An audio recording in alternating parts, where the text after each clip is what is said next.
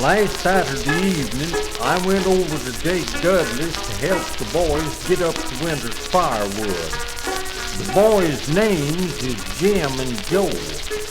Joe is about my own age. Jim's older.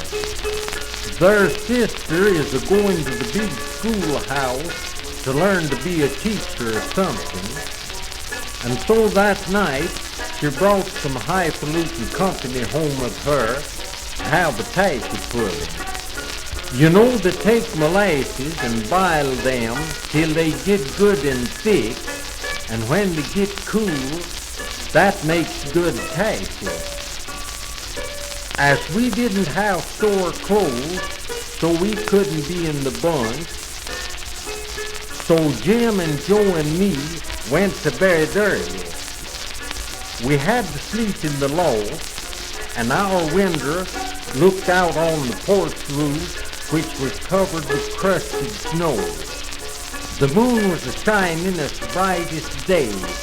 Them company folks had set about 24 saucers of hot taffy right under the eave of the porch to cool, and was a-standing round it a-jabbering like a gang of guinea chickens. Well, directly two old tomcats got quarreling on the porch roof, which tickled us boys at first, but Jim soon got tired of the fuss and said, "I'll crawl out at the window and stop that racket if I have to throw them off the roof." So Jim crawled out at the window with nothing on but his shirt. Me and Joe was a-laughing at Jim, a-digging his toenails in the crusted snow, and his long skinny legs a-shining in the moonlight, for Jim was pretty tall. So Jim made a grab at the yaller cat, but he missed him. Right then, Jim lost toenail hold and went off the roof like a tree, right into the middle of that company, and in the 24 saucers of taffy, and let out a yell that sounded like an Indian on the warpath. Them gals seed that Jim hadn't dressed up much before he come, so they all screamed and run into the house.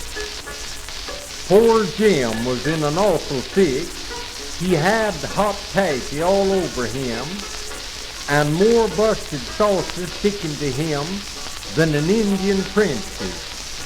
So that busted up the taffy-pulling party at Jim's house. Next morning, Jim's dad said that all young people thought about these days was to waste molasses, break dishes, act the fool, and have a good time.